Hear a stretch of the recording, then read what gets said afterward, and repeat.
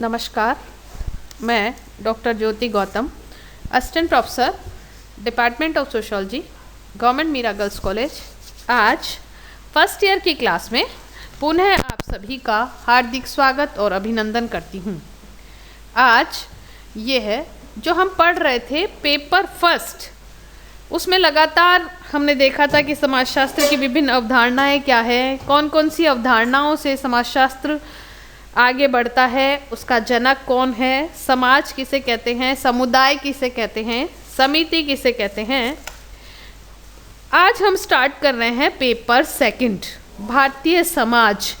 Bharatiya Samaj, Indian society, जिसके बारे में जानना बहुत आवश्यक है क्योंकि हम सभी इंडियन सोसाइटी के पार्ट हैं और जब हम अपने देश को समझेंगे, अपने सोसाइटी को समझेंगे, तभी हम इसके अच्छे नागरिक बन सकते हैं। तो हम प्रारंभ करते हैं। सबसे पहले सांस्कृतिक एवं संजातीय विविधताएं। हम सब जानते हैं हमारा देश बहुत विस्तृत है, बहुत विविधताओं युक्त है और इन विविधताओं से मिलकर ही अनेकता में एकता का पाठ हमें पढ़ाता है। तो आज के चैप्टर में हम यही पढ़ेंगे कि भारत देश की क्या विशेषताएं हैं, भारत भूमि को किन किन भागों में बांटा गया है। तो भारत के 5 प्राकृतिक भाग हैं। भारत देश बहुत विस्तृत, बड़ी जनसंख्या वाला देश है। इसके विभिन्न भागों को 5 प्राकृतिक। उत्तर का पर्वतीय प्रदेश फर्स्ट है। हम सब जानते हैं हमारे देश के उत्तर में हिमालय पर्वत है और इसको कहते हैं उत्तर का पर्वतीय प्रदेश। उत्तर में कश्मीर से नेफा तक 1600 मील लंबी एवं 150 से 200 मील चौड़ी हिमालय पर्वतमालाएं फैली हुई हैं। इसमें बड़ी बड़ी ऊंची ऊंची चोटियां हैं और विश्व की सबसे ऊंची सर्वोच्च शिखर एवरेस्ट भी इसी में स्थित है। यहाँ खूब सारी अनेक तरह की जड़ी बूटियाँ, लकड़ियाँ, खाद्य पदार्थ, कई सारी चीज़ें मिलती हैं। इस क्षेत्र में आका, गारो, मिकिर, अबोट आदि अनेक जनजातियाँ भी निवास करती हैं। यह अनेक नदियों का भी उद्गम स्थल है। गंगा, यमुना, सरयू, ब्रह्मपुत्र, सिंधु, अनेक नदियाँ इसी के बर्फ के पिघलने से निकलती है। तो हमारे देश का उत्तर का पर्वतीय प्रदेश बहुत ही हमारे देश के लिए महत्वपूर्ण है। बद्रीनाथ, केदारनाथ, ऋषिकेश यहाँ के प्रसिद्ध तीर्थ स्थल हैं। दूसरा महत्वपूर्ण प्राकृतिक स्थल है गंगा सिंधु का मैदान। हिमालय से लेकर दक्षिणी पठार के बीच का मैदानी भाग उत्तर का मैदान कहलाता है, जो गंगा, सिंधु, ब्रह्मपुत्र तथा सतलज नदियों के कारण अत्यधिक उपजाऊ है। यह मैदान 2400 किलोमीटर लंबा और 240 से 320 किलोमीटर चौड़ा है। इसका क्षेत्रफल लगभग 3 लाख वर्ग मील है। भारत की 40% जनसंख्या यहीं पर निवास करती है। इसका जनघनत्व भी बहुत ऊंचा है। यह क्षेत्र भारतीय सभ्यता एवं संस्कृति का उद्गम स्थल है, बाह्य संस्कृतियों का संगम स्थल है। यहाँ हरिद्वार, प्रयाग, वाराणसी ऐसे कई तीर्थ स्थल स्थित हैं। यह क्षेत्र राजनीतिक, सामाजिक, सांस्कृतिक और ऐतिहासिक दृष्टि से भी बहुत महत्वपूर्ण है। चूँकि यहाँ जमीन बहुत उपजाऊ है, इसलिए इस एरिया का जनघनत्व भी सर्वाधिक होता है। नेक्स्ट प्राकृतिक स्थल है दक्षिण का पठार। भारत का दक्षिणी भाग पठारीय प्रदेश है। यह 3 ओर से समुद्र से घिरा हुआ है। उत्तर के बड़े मैदान से विंध्य और सतपुड़ा की पर्वत श्रेणियों से यह बना हुआ है। इसका आकार त्रिभुजाकार है। ट्रायंगल शेप में दक्षिण का पठार फैला हुआ है। इस क्षेत्र में बहुत घने घने जंगल हैं और बहुत जनजातियां भी यहाँ पर निवास करती हैं। इरूला, कदार, चैंचू, मालापांत्रम आदि। प्राचीन समय में पल्लव, चोल, चालुक्य आदि साम्राज्य भी यहाँ पर स्थापित रहे। तो दक्षिण का पठार भी बहुत ही रिच एरिया माना जाता है। नेक्स्ट है राजस्थान का मरुस्थल। गंगा की घाटी के पश्चिम की ओर एक शुष्क रेतीला भाग पाया जाता है जिसे थार का मरुस्थल कहते हैं। यह राजस्थान में पाया जाता है। सोमनाथ से वापस जाते समय महमूद गजनवी की विजय वाहिनी इसी मरुभूमि में लुप्त हो गई थी। यहाँ के निवासियों की संस्कृति, प्रथाएं, वेशभूषा, खान पान सभी बिल्कुल भिन्न है। यहाँ की जलवायु में अत्यधिक विषमता पाई जाती है। यह थार के मरुस्थल के नाम से भी जाना जाता है। नेक्स्ट है समुद्र तटीय मैदान। दक्षिणी पठारी प्रदेश के पूरब और पश्चिम में समुद्र तटीय मैदान स्थित है। पश्चिम के समुद्र तटीय भाग को कोंकण तथा मालाबार कहते हैं। यह भाग पूर्वी तट की अपेक्षा कम चौड़ा है।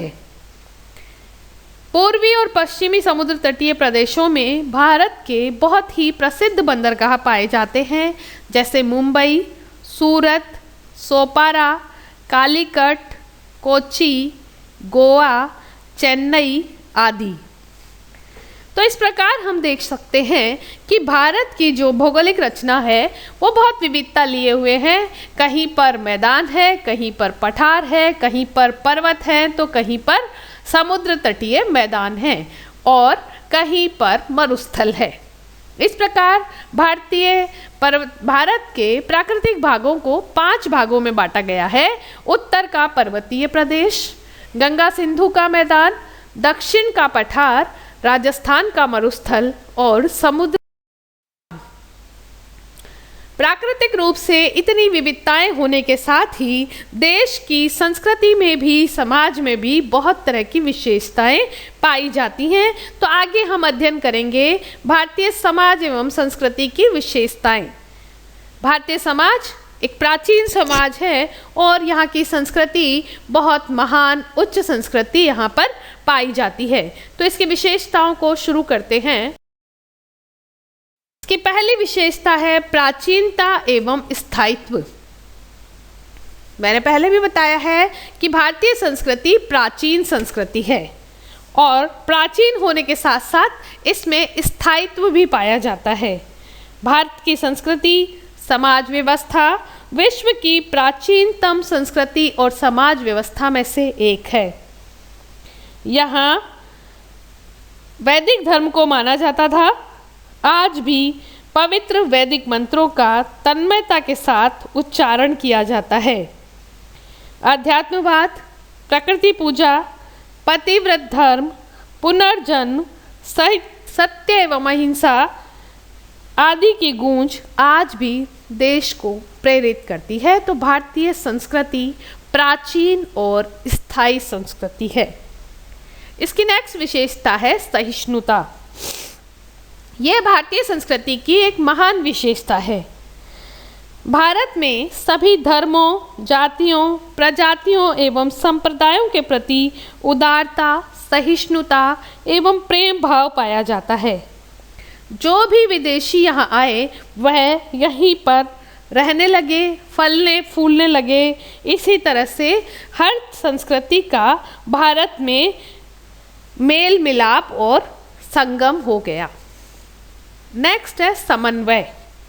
भारतीय संस्कृति की उदार और सहिष्णु प्रकृति के कारण ही यहाँ विभिन्न संस्कृतियों का समन्वय हो पाया। भारतीय संस्कृति वह समुद्र है जिसमें विभिन्न संस्कृति रूपी सरिताएं अपना पृथक अस्तित्व समाप्त कर विलीन हो गई। समन्वयता भी यहाँ की बहुत महत्वपूर्ण विशेषता है और इसी के द्वारा विभिन्न विविधताओं के बावजूद भी देश में एकता पाई जाती है। अगली विशेषता है आध्यात्मवाद। भारतीय संस्कृति आध्यात्मवाद को महत्व देती है। यहाँ भौतिक सुख के स्थान पर ईश्वर को, आत्मा को अधिक महत्व दिया जाता है। शारीरिक सुख के स्थान पर मानसिक और आध्यात्मिक आनंद को सर्वोपरि माना जाता है। धर्म और आध्यात्मिकता भारतीय समाज एवं संस्कृति की आत्मा है। अध्यात्मवाद ने ही सहिष्णु प्रवृत्ति को विकास करने में मदद की है। तो अध्यात्मवाद भी भारतीय समाज की महत्वपूर्ण विशेषता है। नेक्स्ट है धर्म की प्रधानता। भारतीय संस्कृति धर्म प्रधान है। धर्म के द्वारा मानव जीवन के प्रत्येक व्यवहार को नियंत्रित करने का प्रयास किया जाता है। भारतीय समाज एवं संस्कृति के विभिन्न अंगों पर भी हम धर्म की स्पष्ट छाप देख सकते हैं। प्रत्येक भारतीय जन्म से लेकर मृत्यु तक, सूर्योदय से लेकर सूर्यास्त तक दैनिक और वार्षिक जीवन में अनेक धार्मिक कार्यों को पूरा करता है। तो भारतीय संस्कृति में धर्म की प्रधानता पाई जाती है।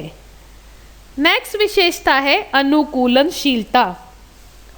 भारतीय संस्कृति इतनी प्राचीन है, इतनी स्थायी है, इसके लिए इसका ये जो गुण है अनुकूलनशीलता, उसका बहुत महत्वपूर्ण योगदान है। समय के साथ इसमें परिवर्तन करने की अद्भुत क्षमता पाई जाती है। भारतीय परिवार, जाति, धर्म एवं संस्थाएं समय के साथ अपने को अनुकूल बनाती रहती हैं। इसी के कारण यह संस्कृति पिछले कई वर्षों से, लंबे समय से बनी हुई है स्थायी तौर पर। तो अनुकूलनशीलता भारतीय समाज की, भारतीय संस्कृति की बहुत महत्वपूर्ण विशेषता। नेक्स्ट विशेषता है वर्णाश्रम। भारतीय संस्कृति में मनुष्य जीवन को 4 आश्रमों में और समाज को 4 वर्णों में बांटा गया था। 4 वर्ण ब्राह्मण, क्षत्रिय, वैश्य और शूद्र। ये वर्ण कर्म के आधार पर निर्धारित थे। जो व्यक्ति जैसा कर्म करता था वह उसी वर्ण का सदस्य बन जाता था। और उसी प्रकार मानव जीवन को 100 वर्षों में बांटकर मानव जीवन को 4 आश्रमों में बांटा गया था। पहला ब्रह्मचर्य आश्रम, गृहस्थ आश्रम, वानप्रस्थ आश्रम और संन्यास आश्रम। हर आश्रम की अपनी अपनी विशेषताएं हैं, अपने अपने कर्तव्य हैं, अपने अपने अधिकार हैं। उसी के आधार पर मानव को अपना पूरा जीवन जीना था। नेक्स्ट विशेषता है कर्म एवं पुनर्जन्म का सिद्धांत। भारतीय संस्कृति में कर्म को बहुत अधिक महत्व दिया जाता है। कहा जाता है कि अच्छे कर्मों का फल अच्छा और बुरे कर्मों का फल बुरा मिलता है। और यहाँ आत्मा को अजर अमर माना गया है। कहा जाता है कि हम जैसे कर्म करते हैं उसी तरह से हमें अगला जीवन प्राप्त होता है। तो पुनर्जन्म में भी यहाँ पर विश्वास किया जाता है। कर्म और पुनर्जन्म के सिद्धांत के आधार पर ही भारतीयों को हमेशा अच्छे कर्म करने की प्रेरणा मिलती रहती है और इसीलिए यह संस्कृति इतनी महान संस्कृति बन पाई। नेक्स्ट विशेषता है सर्वांगीणता। भारतीय संस्कृति की विशेषता रही है कि यहाँ समाज के सभी पक्षों, व्यक्ति के भी सभी पक्षों को महत्व दिया जाता है। यहाँ खुद से ज़्यादा, स्वयं से ज़्यादा, पर्सनल मैटर से ज़्यादा एक सार्वभौमिक विचार पर महत्व दिया जाता है। कहा जाता है सर्वे भवन्तु सुखिनः, अर्थात सभी सुखी रहें, सभी लोग अच्छा जीवन जिएं। तो भारतीय संस्कृति में सर्वांगीणता का गुण पाया जाता है। नेक्स्ट विशेषता है पुरुषार्थ। पुरुषार्थ के आधार पर व्यक्ति के जीवन के 4 प्रमुख लक्ष्य निर्धारित किए गए हैं: धर्म, अर्थ, काम और मोक्ष। इन्हें ही 4 पुरुषार्थ माना गया है। धर्म का अर्थ नैतिक कर्तव्यों एवं नियमों के पालन से लिया गया है। इसमें व्यक्ति और समाज दोनों का विकास होता है। अर्थ का तात्पर्य आवश्यकताओं की पूर्ति से है। काम का तात्पर्य जीवन के आनंद से है और मोक्ष जो कि जीवन का अंतिम लक्ष्य माना गया है। और इसमें ये माना गया है कि व्यक्ति जब अपनी पूरी लाइफ अच्छे से जीता है तो अंतिम लक्ष्य मोक्ष उसको प्राप्त होता है। वह पुनर्जन्म के चक्र से छुटकारा प्राप्त कर लेता है। नेक्स्ट है ऋण तथा यज्ञ। हिंदू जीवन व्यवस्था में 5 प्रकार के ऋण मांगे गए हैं। देव ऋण, ऋषि ऋण, पितृ ऋण, अतिथि ऋण, भूमि ऋण। व्यक्ति जो कुछ है, जो भी उसका विकास हुआ है, जो कुछ उसने प्राप्त किया है, उसके लिए वह दूसरों का ऋणी है। इसीलिए वह अपने ऋणों को यज्ञों के माध्यम से अपने दायित्वों का निर्वाह करके ही उनसे छुटकारा प्राप्त कर सकता है। और इस हेतु 5 महायज्ञों की व्यवस्था की गई है। इसके आधार पर व्यक्तिवाद पर अंकुश लगाया जाता है और व्यक्ति में सर्वांगीणता का विकास किया जाता है। दायित्वों के निर्वाह, कर्तव्यों की पूर्ति से ही व्यक्ति अपने जो ऋण हैं लोगों का, आपस का, उनसे मुक्त हो पाता है। नेक्स्ट विशेषता है संस्कार। संस्कार का तात्पर्य शुद्धिकरण से है। भारतीय संस्कृति में व्यक्ति को सामाजिक प्राणी बनाने, उसके व्यक्तित्व का विकास करने, उसकी प्रवृत्तियों को समाज उपयोगी बनाने के लिए शारीरिक, मानसिक और नैतिक परिष्कार किया जाता है, उसका शुद्धिकरण किया जाता है, जिससे वह विभिन्न संस्कारों से गुजरकर अपने सामाजिक कर्तव्यों का ज्ञान प्राप्त करता है। भारतीय संस्कृति में 16 संस्कार माने गए हैं। नेक्स्ट विशेषता है जाति व्यवस्था। भारतीय संस्कृति में जाति व्यवस्था का प्रमुख स्थान है, जिसके आधार पर संपूर्ण समाज को कई छोटे छोटे उपभागों में बांटा गया है। जाति की सदस्यता जन्म से प्राप्त होती है। प्रत्येक समाज में प्रत्येक जाति की एक विशिष्ट स्थिति होती है। जाति के अपने खान पान के, व्यवहार के, सामाजिक सहवास के नियम होते हैं और जाति में परिवर्तन संभव नहीं है, क्योंकि जाति का निर्धारण जन्म के आधार पर होता है। इसके आगे हम और भी गहराई से अध्ययन करेंगे। तो भारतीय समाज की जाति व्यवस्था एक प्रमुख विशेषताओं में से आती है। नेक्स्ट है संयुक्त परिवार। संयुक्त परिवार का प्रचलन भारतीय समाज में बहुत प्राचीन काल से रहा है। यहाँ 3 से 4 पीढ़ियों के सदस्य एक साथ निवास करते हैं। सभी की संपत्ति सामूहिक होती है। सभी एक साथ खाना बनाते हैं, एक साथ खाना खाते हैं और सभी सदस्य परिवार के एक मुखिया के अधीन होते हैं। तो संयुक्त परिवार भारतीय समाज की एक अद्भुत विशेषता है। और सबसे महत्वपूर्ण विशेषता है विविधता में एकता। भारतीय संस्कृति की यह एक अनुपम विशेषता है। यहाँ बहुत सारी भाषाएं, धर्म, जाति, भौगोलिक पर्यावरण, कई तरह की विविधताएं व्याप्त है। उसके बावजूद भी भारतीय संस्कृति, भारत में विविधता में एकता पाई जाती है। तो इस प्रकार हमने देखा कि भारतीय समाज, भारतीय संस्कृति की बहुत सारी विशेषताएं हैं जो कि हमें उस पर गर्व करने के लिए प्रेरित करती हैं। एक बार पुनः मैं सभी विशेषताओं को दोहरा देती हूँ। प्राचीनता एवं स्थायित्व, सहिष्णुता, समन्वय, आध्यात्मवाद, धर्म की प्रधानता, अनुकूलनशीलता, वर्णाश्रम, कर्म एवं पुनर्जन्म का सिद्धांत, सर्वांगीणता, पुरुषार्थ, ऋण तथा यज्ञ, संस्कार, जाति व्यवस्था, संयुक्त परिवार, विविधता में एकता, ये सभी विशेषताएं मिलकर भारतीय समाज रिच बनाती है, महत्वपूर्ण बनाती है और इसकी पहचान पूरे विश्व में फैलाती है। हम सभी भारतीय समाज के हिस्सेदार हैं, पार्ट हैं, इसीलिए हमें इन सभी विशेषताओं को बनाए रखते हुए देश की अखंडता को बनाए रखना है। Thank you so much. आप ये वीडियो ज़रूर देखें। आज हम स्टार्ट करने जा रहे हैं। आज का जो हमारा वीडियो है ये पेपर सेकंड का फर्स्ट वीडियो है। आप सभी इन वीडियोज़ को ज़रूर देखें। Thank you so much.